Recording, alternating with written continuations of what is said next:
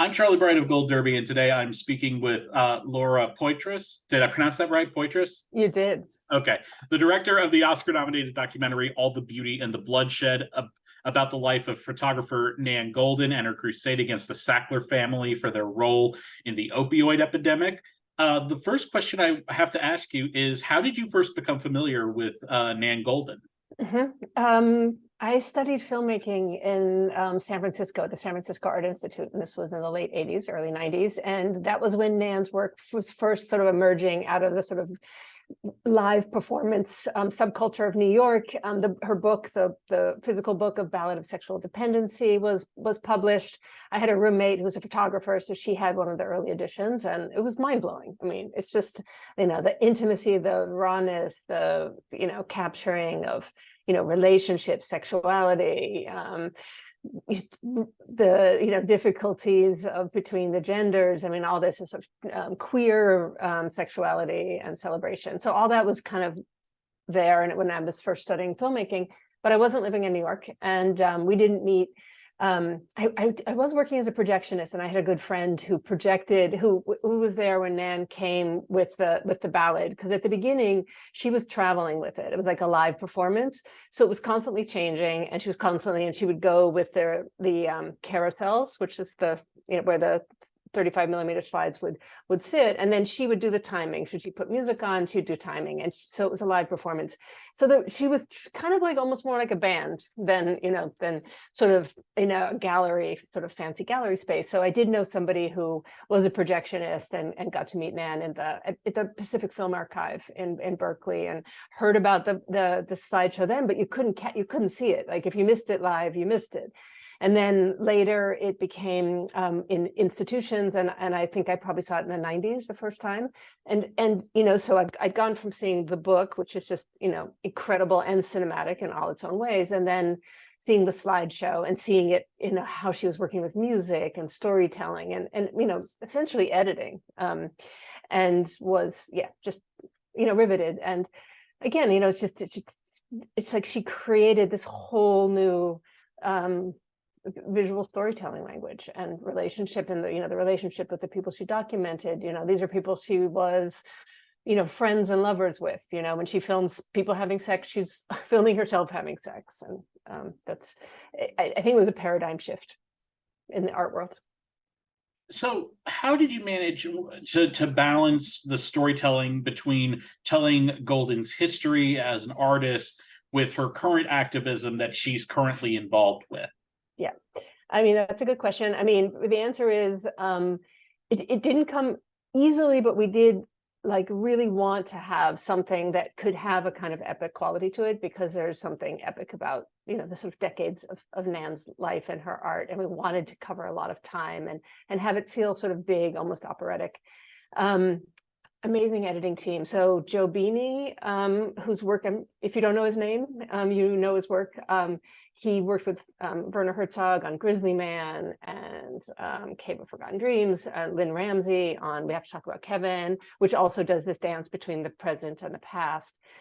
He's one of the editors. Amy Foote, who's masterful at working with verite footage, the kind of like observational footage and finding those details. And so she was instrumental in really developing the through line of the activism. And Brian Cates was involved early on in his work in sort of queer communities and AIDS activism. Like, he just knows that history inside and out. So they were all incredible partners in creating this structure. And then Nan herself, once we had a rough cut, we brought her into the process. Was it, you said you brought her into the process when she had the rough cut. Was it weird bringing in the subject of the documentary into that process, even though it was, you already had that cut? Yeah, I mean, so there are certain things about this film that are very similar to my previous works. There's like the protagonist who's kind of confronting powerful forces, abuse of power in the U.S. is happening in real time, right? So that was kind of familiar territory for me. But what was new was working with an artist, and I knew, and that was exciting. But it also meant, working, like sort of just, it had a collaborative aspect to it that always was sort of in a part of it.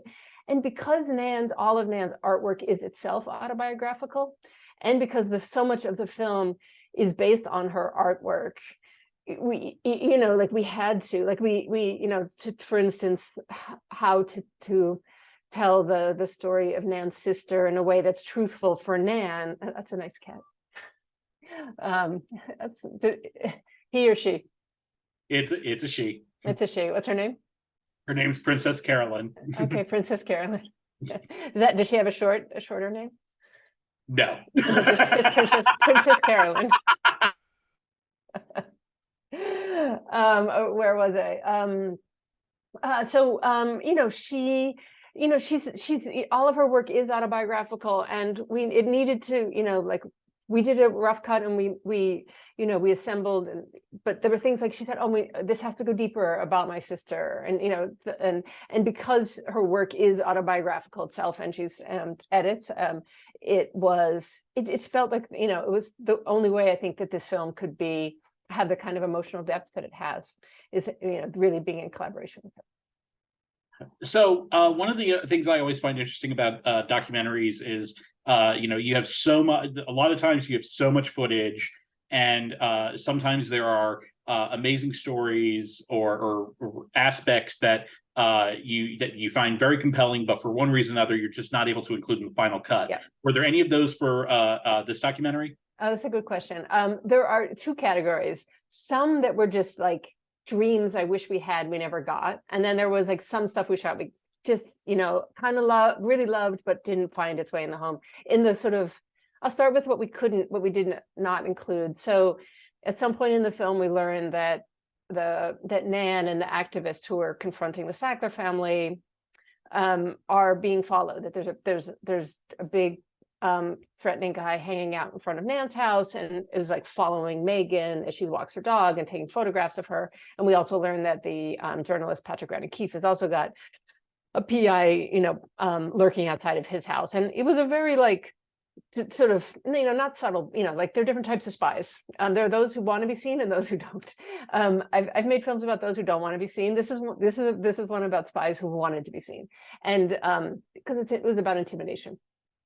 And we tracked him down. So that's sort of, he was there. There was photographs. You see Harry outside. He takes photographs. We track him down, and we did actually confront him at his house. And we had a long conversation that we filmed across the street. So he didn't really know he was being filmed. And, it's a very interesting scene because we learned that, he's just doing this low paid job. He doesn't know who he's working for. And he and Nan actually start to have this really interesting conversation about all the problems with society. And they actually start to agree on a lot of things. And it's this great scene, but it sort of then took it into a different kind of, maybe more the film just doesn't have that sort of investigative, we're knocking on people's doors. So we ended up not using that scene, even though I kept, every time we got down to a fine cut, I'd be like, let's put it back in and see if it works, because it was just really interesting scene. But then I had this fantasy also, or this wish, that we could flip him. And that would have meant he would do an interview with us, he'd tell us who he worked for. We think there might have been a connection with Giuliani, but I can't fully make that. But he was working for a guy who was close with Giuliani, and Giuliani worked for the Sacklers. That was a suspicion. And so we just thought it would be great if we could flip him, and also get access to all of his the footage he'd taken, the spy footage. So you would see all the activists going to Nan's house every Wednesday, and the pizza delivery guy. Anyway, we didn't get it. And then I really, really, really wanted the museums to tell us before they took the name down, so we could be there as they sort of chip off the Sackler name off of the walls. I was just like, please, could you give us a heads up? But I think the legal department's kind of said, we're not going to call the film teams. I will say it is a great moment when you see them back. I think it's at the Met, and they're above that walkway, and then you see it's just blank. Yeah. And it took me a second. I was like, oh wait, that was from the opening, and it had the Sackler name on it. Now it's gone, and it's great. Right.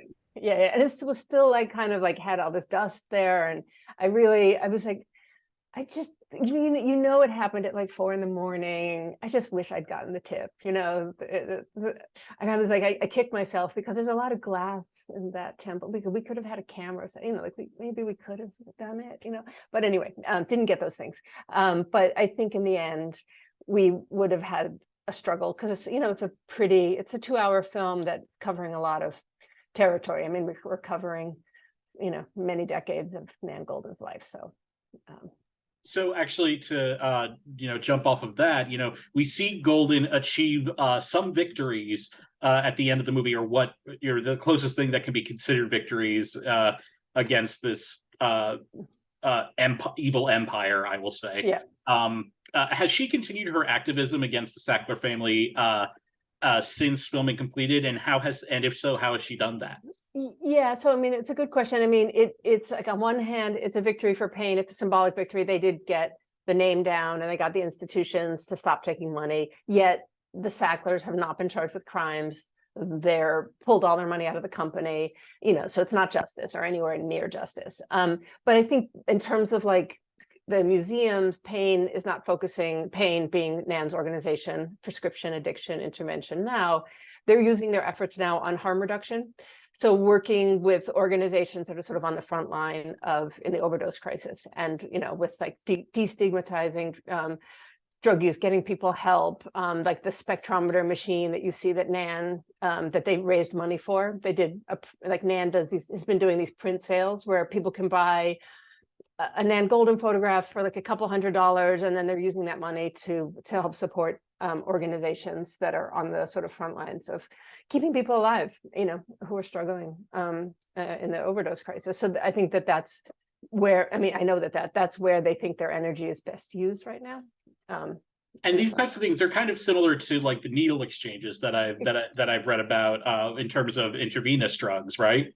Yeah, exactly. I mean, you know, in the same kind of ways that, you know, needle exchanges kept people alive and during other crises, like HIV.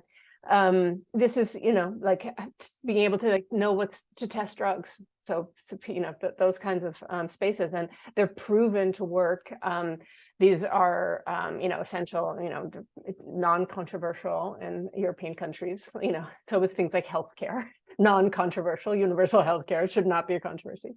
But so, yeah, I mean, that's what they're trying to like use their sort of their power and their muscle and any resources that they can gather. So we're actually doing, I'm really excited because next week we're doing a screening at the Met is hosting a screening of the film in the Met, in the Egyptian wing, and they have this big theater. And which is amazing because the director of the museum is opening the you know, it to us, and it's a free screening, and we're going to be inviting some of the grassroots organizations that are doing harm reduction. So to go to a little bit about the marketing of the film itself, the film has had quite an impressive run, and it started back in Venice, where your film won the Golden Lion, became only the second documentary to ever win the Golden Lion. What was that experience like? Have you ever been to Venice Film Festival? Never been to Venice. No, never. Yeah. Have you been to like the other big festivals? Have you gone to... I've never been to a major festival outside of the United States. Yeah. I've been to Cannes 2 weeks before the festival was there, but that was part of a cruise excursion. Okay. All right. If you can ever go, you should try to. I mean, they're all great. Berlin is great. They're all great in different ways. You know, it's the first time I'd been to Venice with a film or as a audience member. I mean, the first time, never gone to the festival before. I've been to Venice, you know, to the city, but not to the festival. I mean, I don't know. I mean, first of all, just to be programmed in main competition was a huge big deal for me. You know, to be the only documentary programmed in main competition was incredibly meaningful. And I was kind of just riding that, you know, that high. And the venues are spectacular, and the kind of care that they give to how they present films, and, you know, and then the other filmmakers. And, you know, it means a lot to me. Both, I mean, I've always fought for documentary, talking about it as it's an art form, it's cinema, it should be treated as cinema, and to have it shown. And then, you know, what happens is we got we just got a call to say like, well, you should be in Venice, for that weekend. And so we didn't know what the award was. But it was pretty amazing to be called back. And then as they were sort of counting down, we're like, holy shit, like this is there's only one award left. So, we kind of knew what was happening. And it was, surreal and incredibly meaningful. Because I just, it's important. I mean, it meant so much. It meant so much to Nan. I actually gave her the lions at Nan's house. She risks so much to make this film. It's so deeply personal. It was so scary to put something so revealing into the public. And so I just felt so, proud that it was being embraced. So yeah, it was surreal, very surreal. I find that so sweet that you gave the golden lion to her. That's so wonderful. Yeah, it was not easy. It was not easy. But she put so much, like it was just always, we always knew, it's always the case that she had so much on the line, and that's always the case. And I just felt like she should have it. She's a producer on the film, and she, I have visitation of the line. So on a similar note, I wanted to ask you about, so a couple of years ago, you did win the Oscar for Best Documentary for Citizenfour. And 2014. Yeah, 14. For the films of 2014. Yeah. And similarly, I'm curious as to, what was that night like? Because I'm sure that's also its own, its own form of insanity.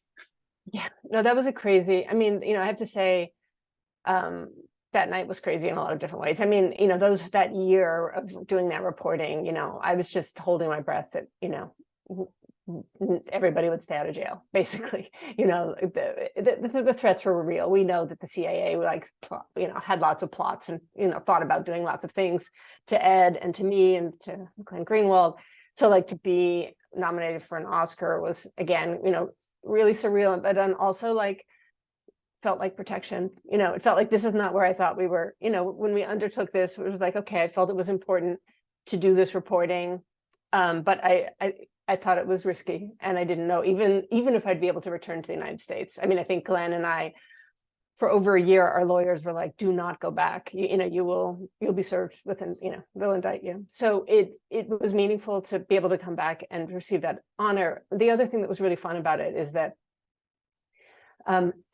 Ed's girlfriend, Lindsay Mills, the press had been, like trying to find her since Ed came forward. Like they were like combing the country and nobody ever found her. We snuck her in as one of our guests, and she was like with us.